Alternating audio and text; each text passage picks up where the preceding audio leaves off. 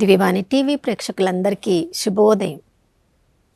యేసుక్రీస్తు పరిశుద్ధ నామంలో ప్రియులారా, మీ అందరికీ స్వాగతం, సుస్వాగతం.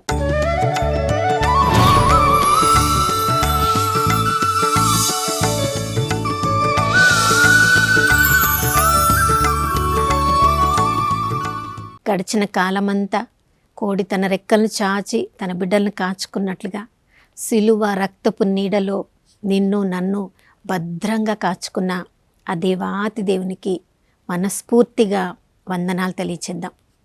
దేవుని ప్రేమ తరిగిపోలేదు, ఆయన కరుణ సమసిపోలేదు. ఈ నూతన ఉదయంలో కూడా ఆ ప్రభు పట్ల ఎవరెవరు తన నిరీక్షణను కోల్పోకుండా దృఢముగా ఉన్నారో ప్రియులారా, వారందరికీ కూడా నూతనంగా తన ప్రేమను, కరుణను, కటాక్షాన్ని వర్షధారలాగా కుమ్మరించిన ఆ దేవాతి దేవుడు నమ్మదగినవాడు, విశ్వసనీయుడు. ప్రియులారా, ఈ లోకంలో ఎవరెవరు మనకు సహాయం చేస్తారో, ఎవరి దగ్గర మనకు సహాయం దొరుకుతుందో, ఎవరెవరు మన శ్రేయస్సును కోరుతారో అని లోకంలో అందరి వైపు మనం చూస్తూ ఉంటాం.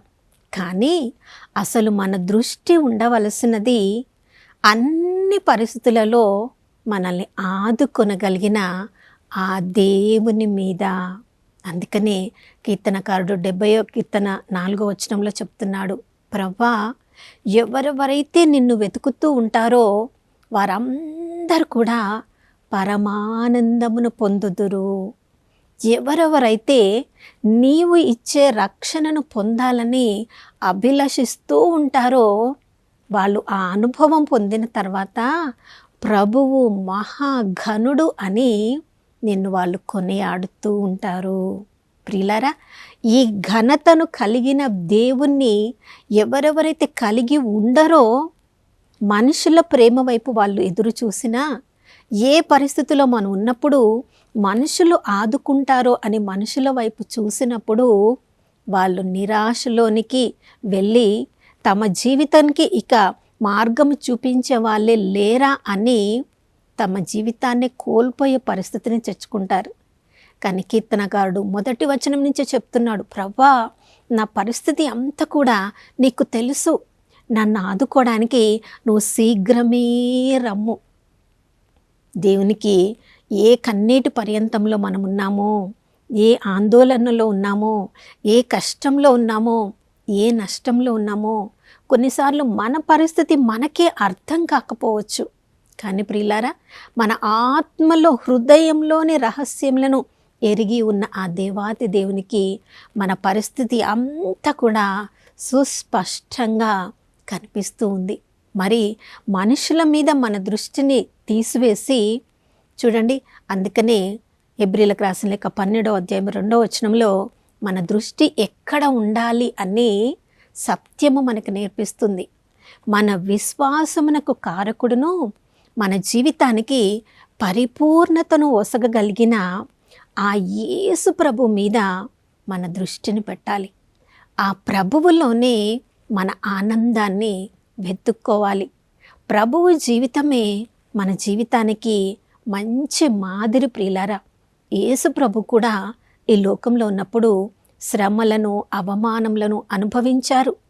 కానీ ప్రభు ఆ అవమానముల మీద తన దృష్టిని పెట్టకుండా తన ఎదుట ఉంచిన ఆ బహుమానం మీద దృష్టిని పెట్టారు. కాబట్టి అవమానములను లెక్క చేయకుండా సిలువను మోసి ఇప్పుడు తండ్రి కుడి ప్రక్కన కూర్చొని నీ కొరకు, నా కొరకు ఎవరెవరైతే ఆ యేసుక్రీస్తు ప్రభుల వారి మీద దృష్టిని పెట్టారో, ఎవరెవరైతే ఆ ప్రభువును వెతుకుతున్నారో వారందరి జీవితంలో ఆనందము నింపడానికి మన తరపున న్యాయవాదిగా, విజ్ఞాపనకర్తగా తండ్రి కుడి ప్రక్కన కూర్చొని ఉన్నారు.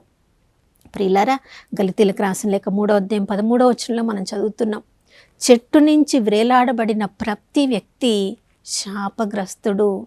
మనము ఈ లోకం మీద దృష్టిని పెట్టి మన జీవితాలు శాపంతో నిండిపోయాయి. కానీ మనం ఆ యొక్క సిలువ మరణాన్ని మనం తట్టుకోలేమని మన విశ్వాసాన్ని ప్రభువు మీద పెట్టాము. కాబట్టి మన పాప శాపముల కొరకు.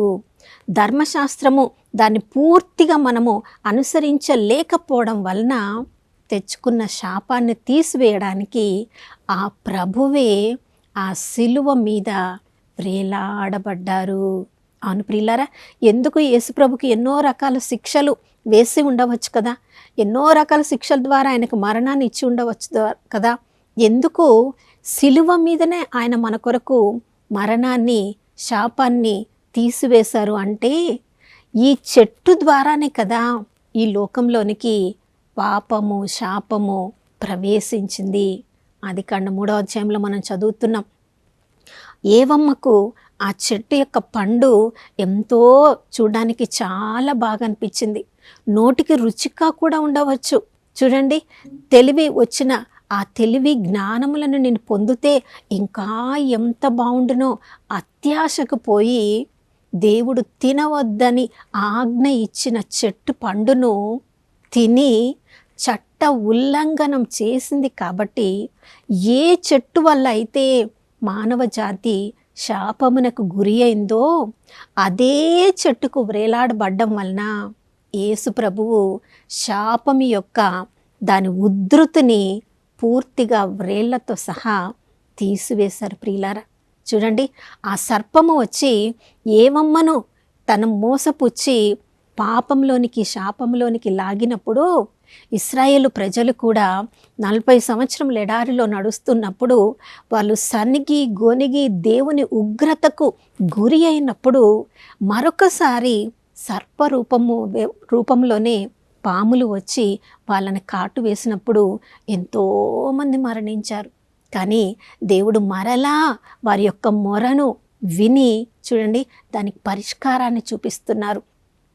ఒక కంచు సర్పాన్ని రూపాన్ని చేసి చెట్టు యొక్క గడె కర్ర మీద దాన్ని తగిలించినప్పుడు ఎవరెవరికి పాము కరుస్తుందో ఆ గడె కర్ర మీద ఉన్న కంచు సర్పాన్ని చూసినప్పుడు వారికి విడుదల కలుగుతుంది, వాళ్ళ ప్రాణాలు రక్షింపబడతాయని దేవుడు మరొక ద్వారా ఆ చెట్టు ద్వారానే వాళ్ళ ప్రాణాలు కాపాడుకుంటారని ఆ గడెకర్ర మీద ఉన్న ఆ సర్పం వైపు చూడమన్నారు.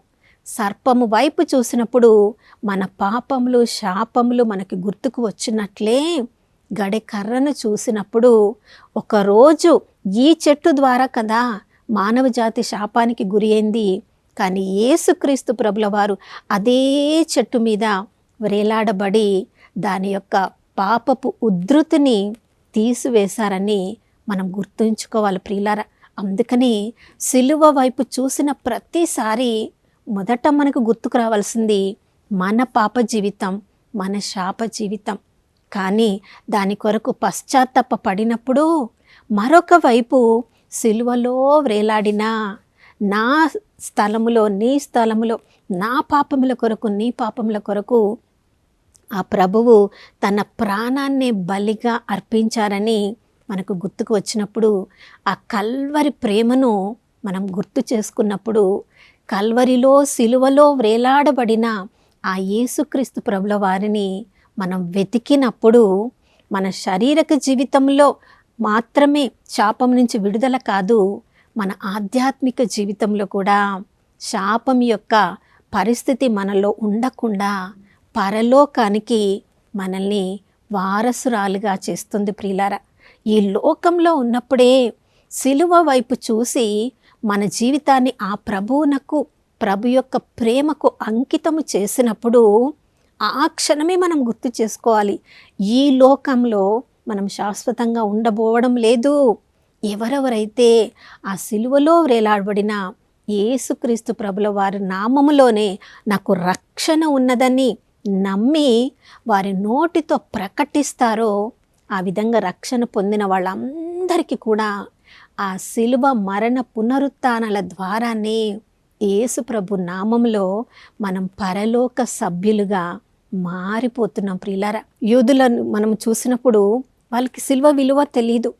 మనము గ్రీకులను చూసినప్పుడు తెలివి మీదనే వాళ్ళ దృష్టి ఉంది, కానీ సిలువను గురించి యేసు ప్రభుని గురించి వాళ్ళు పట్టించుకోలేదు. కానీ ఈ లోకములో బలహీనులుగా అల్పులుగా ఉన్న వారికి సిలువ యొక్క గొప్పతనము, వారి యొక్క రక్షణ యొక్క విలువ వారికి తెలుస్తుంది. ఈరోజు సిలువను వెంబడించే వారిలో నీవు నేను ఉన్నానంటే, పాపంలో శాపంలో మనం కొట్టుమిట్టాడినప్పుడు, దేవుని యొక్క ప్రేమ నుంచి మనం వేరు చేయబడినప్పుడు మన పరిస్థితి ఏంటో యేసు ప్రభు సిలువలో అనుభవించారు. 22వ కీర్తన 1వ వచనంలో మనం చదువుతున్నాం. యేసు ప్రభు అక్కడ విలపిస్తున్నారు, నా దేవా నా దేవా నన్నేల విడనాడితివి. తండ్రి ప్రేమ నుండి దూరం అయినప్పటికీ కూడా తిరిగి మనందరినీ తండ్రి దగ్గరకు చేర్చాలని సిలువ మీద యేసుప్రభు వేలాడుతూ ఉన్నప్పుడు ఎంతోమంది అవమానించారు. నువ్వు రక్షించుకో, నిన్ను కిందికి దిగిరా అని ప్రభువును తూలనాడారు.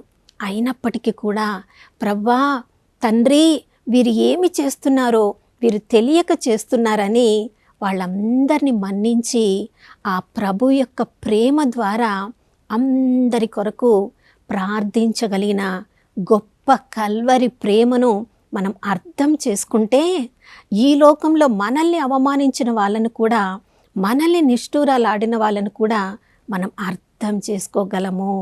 మనము అలాంటి పరిస్థితుల్లో ప్రభువుని వెతికి ఆనందంగా జీవిస్తూ ఉన్నప్పుడు మన జీవితాలను చూసిన వాళ్ళు ఇంత కష్ట నష్టాల్లో కూడా వీళ్ళు ఎలా ఆనందంగా ఉండగలుగుతున్నారు అని మన జీవితపు సాక్ష్యాన్ని విన్నప్పుడు వాళ్ళు కూడా ప్రభువుని వెతుకుతారు. కాబట్టి ఈరోజు నీ జీవితంలో కలుగుతున్న శ్రమల మీద నీ దృష్టిని పెట్టకుండా అన్ని పరిస్థితులలో ప్రభువుని వెతుకుతాం. మన జీవితంలో ఆనందమయంగా చేసుకుందాం. అటువంటి కృపను అనుగ్రహించమని ప్రార్థించుకుందాం. నాతో కలిసి ప్రార్థించండి. పరిశుద్ధమైన దేవానికి స్తోత్రములు తండ్రి. యేసు ప్రభువా, మీరు సిలువలో వేలాడుతున్నప్పుడు మాలో ప్రతి ఒక్కరిని గుర్తు చేసుకొని మా పాప శాపముల నుంచి విడుదలను కలిగించడానికి ఎవరెవరైతే నీ యొక్క సిలువ ప్రేమను, కల్వరి ప్రేమను అర్థం చేసుకుంటారో, వెతుకుతారో ప్రభా, వారందరికీ కూడా విడుదలనిచ్చిన దేవుడవు, రక్షణనిచ్చిన దేవుడవు, పరలోక సభ్యత్వం ఇచ్చిన దేవుడవయ్యా, నీకు స్తోత్రం. అయ్యా, ఈ సత్యాన్ని తెలిసిన మేము అన్ని పరిస్థితులలో మీ వైపు చూడడానికి, మిమ్మల్ని వెతకడానికి, కష్ట నష్టములలో కూడా ఆనందమయమైన జీవితాన్ని గడపడానికి, నిరీక్షణ కలిగిన జీవితాన్ని గడపడానికి, మేము ఈ లోకానికి చెందిన వారము కామని, మా సభ్యత్వము పరలోకంలో ఉందని ప్రభా, పరలోకంలో మీరు మా కొరకు ఉంచిన బహుమానముల మీద మా దృష్టిని పెట్టి ప్రతిరోజు మా సిలువను ఎత్తుకొని మిమ్మల్ని వెంబడించడానికి మా అందరికీ కృపను అనుగ్రహించమని యేసయ్య పరిశుద్ధ నామంలో అడిగి వేడుకొనిచున్నాము తండ్రి, ఆమెన్. అవును ప్రియులారా, మన పరిస్థితి ఈరోజు ఏదైనా కూడా సిలువలో ఉన్న యేసు ప్రభు ప్రేమను అనుభవించుదాం. ఆ ప్రభువును అనుసరిస్తూ ముందుకు సాగిపోదాం. పరలోకంలో ఉన్న మన బహుమానం మీద దృష్టిని పెట్టి మనల్ని మనం బలపరుచుకుందాం. మరొక నూతన శుభోదయంలో మనం అందరం కలుసుకునే వరకు దివ్యవాణి టీవీని వీక్షిస్తూ ఉందాం. ఇమ్మానుయేలు, ప్రభు మనతో ఉన్నారు.